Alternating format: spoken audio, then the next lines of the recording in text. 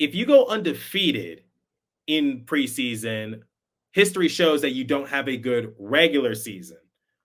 Now, let's flip that a little bit. If you don't have a good preseason, does that mean you're going to have a good regular season? Just a little bit of a joke because the Devils lost their second preseason matchup to the Montreal Canadiens by a score of 3-0 in Quebec. Not much to dissect, but I still have some thoughts to share. It's coming up on Locked On Devils. Buckle up, everybody. You're Locked On Devils, your daily podcast on the New Jersey Devils, part of the Locked On Podcast Network, your team every day. Hi, this is Bryce Salvador, and you're Locked On Devils with Trey Matthews. Elliott scores! Oh, Stevens stepped up, nailed it. Brodor's got the puck. What a shot. The Devils win the Stanley Cup. Alrighty now, what is up, New Jersey? Welcome back to the Locked On Devils podcast here at the Locked On Network. I'm your host, Colin Chalky, play-by-play announcer, Devils driver, pucks, pitchforks, and also part-time credential media member, Trey Matthews.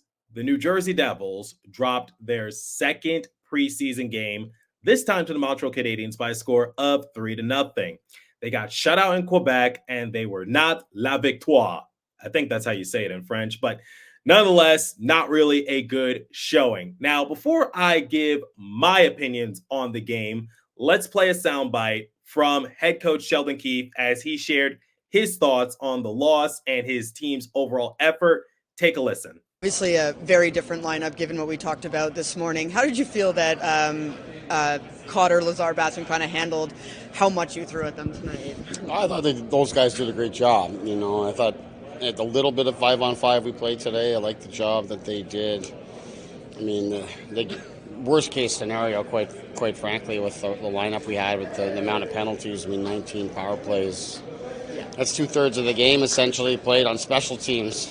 So, you know, that made it extra challenging and extra minutes for guys like Cotter and Bastion, who were playing on both power play and penalty kill, and Lazar, who's taken on so much tonight. But I was really happy with those guys. 2 games now. And the rest of our group, I thought battled. The penalty killing was really good. Power play had some looks. Couldn't get it to fall for us, which obviously made it hard to really compete and win in the game. But really liked the effort here tonight, and I hope we get 9 power plays tomorrow.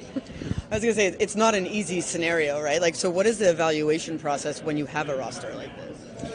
Well, it's, like I said, the way that the nature of the game makes it a little bit harder. Sure. It takes away the flow and the rhythm on the bench, but it's the reality. There's, penalties out there. It's preseason, and officials are going to call it and, set the standard and all those sorts of things. So that's the way it goes, and you have to deal with it. But I did like the way that the guys dug in. I thought Siegenthaler, Kovacevic on defense were really good for us, penalty kill especially. So that's encouraging, if I could pull things out of the game. But overall, I thought the effort was really there. We had some chances, just couldn't get it in, and we hung around all game. And then obviously they get the second one, and it makes it hard from there. I know it could sometimes be frustrating and excruciating to see the Devils basically lay out like a carpet and get stomped all over because, let's face it, that was not the Devils' best showing. And I think some people might get PTSD from last season when the Devils sometimes came out with no firepower, no aggression. But let's take preseason with a grain of salt. You're always going to hear me talk about it when I'm dissecting a preseason game because preseason is meant for experimentation because the Devils didn't have any of their star players out there. Jack Hughes didn't play. Nico Hischier didn't play. Jesper Bratt didn't play. Timo Meier didn't play. Dougie Hamilton didn't play. You name it. The Devils were basically rocking with an AHL lineup. There were some players that remained in the lineup, but I think some people were intrigued to see the preseason debuts of Curtis McDermott, Xavier Perron, Santeri Hatakka, Shimon Nemitz, Tobias Wieland, Seamus Casey, and the players that remained in the lineup were the meat line, Paul Cotter, Curtis Lazar, and Nathan Bastian. Curtis Lazar's preseason streak continues. However, that is going to be broken once he joins the Devils in Prague. Nolan Foote was still out there. Shane Bowers was still out there. Jake Allen made his preseason debut against his former team. once again, the Devils were rocking with an AHL lineup, and I don't know what you could expect out of them because let's look on the other side of that. Here are some players that suited up for the Canadiens: Cole Caulfield, Nick Suzuki, Uri Slavkovsky, Brendan Gallagher, Mike Matheson. The Canadiens had some of their star players out there, whereas the Devils, like I said, they had virtually no stars out there, and it was a little hard to watch. There's not really much to dissect from this game. In the first segment, I will talk about some notable storylines, and then in the second segment, I will share my overall thoughts on the game. And then in the third and final segment, like I do with every post game recap, I will compare the stats and give the Devils a thumbs up or a thumbs down because I'm not giving them a letter grade during preseason. The meat line: Cotter, Lazar, Bastian. That was the Devils' top line. And let's be realistic here. That's their fourth line. The fact that their fourth line was their top line, you knew that this game wasn't really going to fall into the favor of the Devils. But let me make something perfectly clear. I am a big fan of all three players. I talked about it with Jersey Joe in the previous episode. And I think this line is definitely going to bring a lot more aggression for the Devils this season. Jonathan Kovacevic, he made his return to Montreal along with Jake Allen. And this is going to be interesting for the Devils because they have 2 preseason games left before the main NHL players fly across the pond to Prague. And I was actually somewhat surprised at first to realize that some of the players that I discussed with Jersey Joe in the previous episode did not suit up in this game because we were going based off the practice lines that were put out by Amanda Stein. I thought I would see Jack Hughes, Dawson Mercer, Timo Meier make their preseason debuts because Sheldon Keefe was saying like he was trying to be somewhat conservative with certain players. Players like Jack and Timo are coming off of off-season surgery, and you don't really want to rush them into anything. And Dawson Mercer, he's still trying to, I guess, get caught up to speed because he joined training camp late due to the fact that he had not signed his extension yet. But something I did not realize was that the Devils have another preseason game later tonight against the Washington Capitals. This time it is in their home territory at the Prudential Center.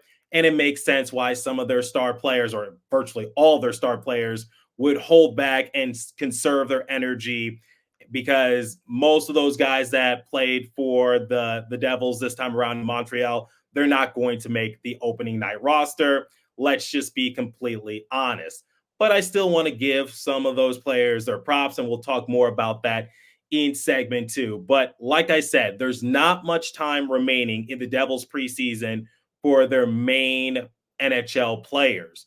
And I know Sheldon Keefe is saying that he wants to be somewhat patient with them, but now you got to kick it into high gear due to the fact that someone like Jack Hughes still has not played in a preseason game. And keep this in mind. The last time Jack Hughes played, he had his season shut down early due to the fact that he had to get shoulder surgery. We'll see what happens. Same with Timo Meier. But it's hard to believe that the Devils will open up their season in Czechia, I believe, next week. All right, I will share my main takeaways from the game and also some notable players that caught my eye. But before we continue, let me tell you guys about FanDuel. Hey, NFL fans, you can start the season with a big return on FanDuel, America's #1 sportsbook. So when you get a hunch in the middle of the game, you can check out the latest stats, view live play-by-play, and so much more on the same page where you place your bets. You'll get started with $200 in bonus bets guaranteed when you place your first $5 bet. That's FanDuel.com. Visit FanDuel.com to look at the odds. And always remember to gamble responsibly. Okay. The Devils came out on the losing end against the Habs by a score of 3-0, getting shut out at the Bell Center. You want to know what my thought process was once the game ended? I was already half asleep because this game, with all due respect, was an absolute snooze fest. Similar to what I said in the first segment, since the Devils had no star players on their roster, it was hard for them to get some sort of firepower to go their way, because we saw it against the Islanders, in which Nico Hischier, Jesper Bratt, Dougie Hamilton, it seemed like that they were all getting caught up to speed with gameplay. Whereas you got some of these other guys, they're trying to claw and scratch their way onto a roster spot. They're trying to establish themselves as a legitimate hockey player, wherever the case might be. Or you got someone like Kevin Labanc trying to make a statement. Unfortunately, his tenure with the Sharks didn't end all that well. And with the Canadiens having some of their star players out there, I don't know what else the Devils could have done. This was to be expected. And I really did want to get excited for this game because hockey is back. But when I see like some notable players that didn't make the trip to Montreal, it's just hard for me to sort of get excited. And I think you saw it as the game progressed. And something I really want to talk about is that there were so many penalties this game. And Sheldon Keefe talked about it in his post-game press conference. I know I compare stats at the end, but I have to share this right now. The Devils were 0 for 6 on their power play opportunities, whereas the Canadiens were 0 for 8. Basically, this game was played via special teams. Sheldon Keefe jokingly said that half of the game was played on special teams. The Devils had so many empty power play opportunities that, once again, you can't help but think, dating back to just last season when their power play was in a downward spiral ever since Dougie Hamilton went out with an injury. It was not a good outing, but I think you guys heard me rant about that enough. Let's talk about some players that did catch my eye. An interesting case is Kevin Labanc. I know that the chances of him making the Devils roster, slim to none. And I talked about it in my previous episode with Jersey Joe. I do like Kevin Labanc's story, and I do feel for him because he showed a lot of promise, especially after the 2019 playoffs. But here we are where he's on a PTO deal on a stacked team. And I said it in a full-fledged episode in which I talked about the PTO signing. I don't think he's going to make the opening night roster. I personally don't think so, but anything can happen. In this game against Montreal Canadiens, I saw Kevin Labanc making plays for himself. He wasn't afraid to shoot the puck. He wasn't afraid to find some open lanes. And it kind of reminded me what Dougie Hamilton did in the first preseason matchup against the Islanders, which was you saw Dougie just play with a purpose and he was shooting left and right. When in doubt, shoot the puck. I think that's what Professor Dougie was educating himself. And I sort of saw that with Kevin Labanc as well, just trying to make the plays for himself and just looking for that open lane to drive and score. Unfortunately, couldn't result in anything, but Kevin Labanc does have my eye, and similar to what Jersey Joe said, I do think Labanc probably deserves some sort of chance, but I don't think it's going to be on the Devils roster. I'd be open if he did play for the Utica Comets. I know that's probably not what he has in mind, but similar to what Tom Fitzgerald informed him, you got to think worst case scenario. Another player that Jersey Joe and I talked about in the prior episode was Seamus Casey, the prospect from the University of Michigan. And a lot of people are anticipating for him to be one of the fillers for Luke Hughes. I've already said my opinion on that piece. I think Seamus Casey should start off in the AHL and don't put that much pressure on his shoulders. Once again, couldn't walk away with the point, but I think Seamus was holding down the fort in his own end, if I'm being completely honest. He was paired alongside Tobias Veland, and he was doing quite well. Nothing eye-popping, nothing that makes you drop your jaw to the floor.